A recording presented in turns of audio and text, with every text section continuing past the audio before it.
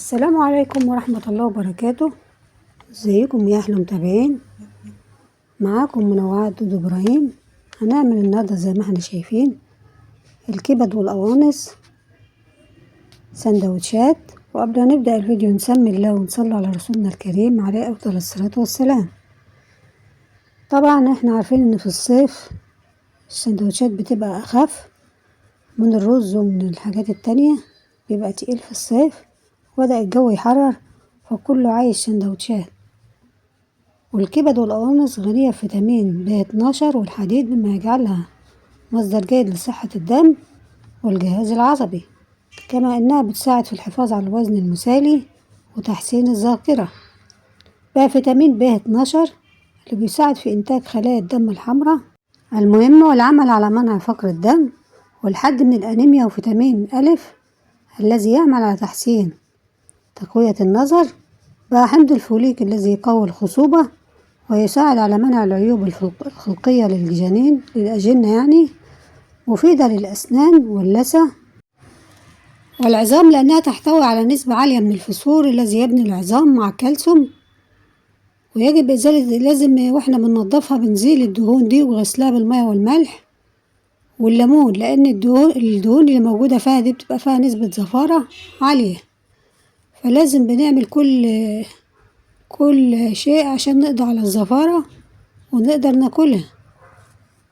طبعا الليمون مهم بدل الخل. الليمون بيقضي على الزفارة، لكن الخل بيثبت الزفارة في أي أكل عندك، سواء فراخ، سواء بط، سواء لحمة. بندعك الكبدة كويس بالدقيق والليمون قبل ما نبدأ الشغل بتاعنا، زي ما بنعمل كده في الفراخ. ومحلول النقع اللي بتعمليه بيبقى من الليمون مش من الخل. غنية بالحديد الذي يعالج فقر الدم، بالإضافة لاحتوائها على المغنيسيوم والزنك والبوتاسيوم والفوسفور. منشط قوي للذاكرة، تعمل على تحسين الهضم، وهي مصدر جيد للبروتين الذي يعد في بناء العضلات وصحة الجسم. زي ما احنا شايفين جبنا طاسة وحطينا فيها مية سخنة بتغلي، وحطينا فيها ورق لورا وحبهان، وبعد كده لما تغلي اللي احنا شايفينها دي بنرمي كل المية دي خالص. احنا بنعمل كل حاجة عشان ما يبقاش فيه اي زفارة فيها. من اضرارها احتوائها على نسبة عالية من الكوليسترول، واحتواء بعض منها مش كلها على هرمونات تساعد في تسريع نمو الدجاج. زي ما احنا شايفين بنتخلص من المية اللي كانت الأولانية، وبعدين حطينا معلقتين زبدة أو سمنة أو زيت زي اللي موجود عندك، وتنزلي بقى بالبهارات بتاعتك. ونحط كمون وفلفل، وحطيت برضو ال7 بهارات، وبنقلب بقى على الجنبين. وأكون مجهزة فلفل أخضر، ولو عندك فلفل ألوان، بس الأول بتحط البصل لأن الفلفل ما بيستحملش، وعايزينه ما يستواش قوي، نخليه ممكن تقطميه. حطينا بصل اهو ما يديني اللون الأصفر، مش عايزينه يبقى غامق قوي. ونكون مجهزين تومة برضو برا معانا، لأن التوم هنحطه في الآخر خالص بيديلها ريحة حلوة وطعم جميل. والتوم طبعا انتوا عارفين انه مهم جدا ان احنا نحطه في الأكلات بتاعتنا. الفلفل الأخضر لو عندك ألوان حطي، ما عندكيش بتحط أخضر زي ما احنا شايفين في الآخر. ونحط شوية مية صغيرين كاسوس في الآخر خالص بعد ما استوت. وهي عموما احنا قبل ما حطينا القوانص كنا عاملين لها برضو، حطيناهم ومسويينها الوحيدة القوانص، لأن القوانص بتاخد وقت كبير عن الكبد. نحط بقى كله مع بعضه،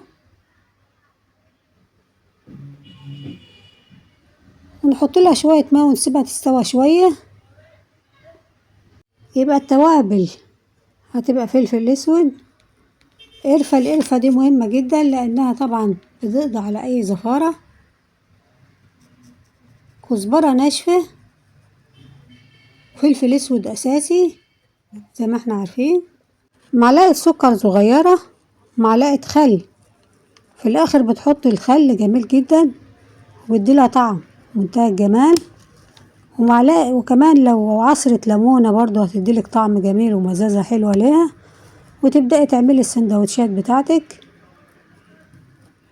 عملنا جنبها بابا غنوج، انتوا عارفينه طبعا بالبتنجان. وعملنا مسقعة بالبتنجان والفلفل. جميل الاير فراير. ممكن انت لو ما عندكيش اير فراير بتعملي البتنجان في الشواية. كنا بنعمله في الشواية، بنخليه رقيق ونمسحه بالزيت ونديله يعني تحميرة كده في الشواية.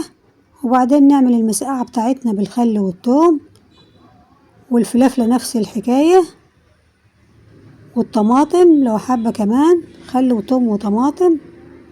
وعملنا جنبها بطاطس محمرة في الاير فراير بدون زيت زي ما انت عارفة، ونحط لها مسحة زيت. اكلات جميلة للصيف منتهى الجمال وما بتخليكيش تتعبي، لان الشتاء هو اللي بياكل رز، لكن في الصيف بنبقى محتاجين ناكل حاجات بسيطة من دي. وعملنا سلطة طحينة، وعملنا كمان الطماطم المحشية بالتومة. أكلة في منتهى الجمال والله وبتفتح النفس. هسيب لكم رابط قائمة تشغيل في صندوق الوصف بالأكلات اللي زي دي. عملنا البصارة قبل كده، هسيب لكم البصارة، وهسيب لكم المسقعة وسلطة الطحينة والحاجات دي كلها والبطاطس المحمرة وكل الأكلات الحلوة دي. هسيب لكم رابط في قائمة تشغيل في صندوق الوصف. بتمنى الفيديو يعجبكم، ولو وصلت معايا للنقطة دي ما تنسينيش في اللايك، لأن اللايك بيرفع من الفيديو وصله لأكبر عدد من الناس. بشكر كل اللي بيدخل عندي، بشكر كل اللي بيكتب لي تعليق ولو حتى بسيط. بحبكم كلكم وبتمنى لكم الخير دايما، وإلى اللقاء مع فيديو جديد ووصفة جديدة. والسلام عليكم ورحمة الله وبركاته.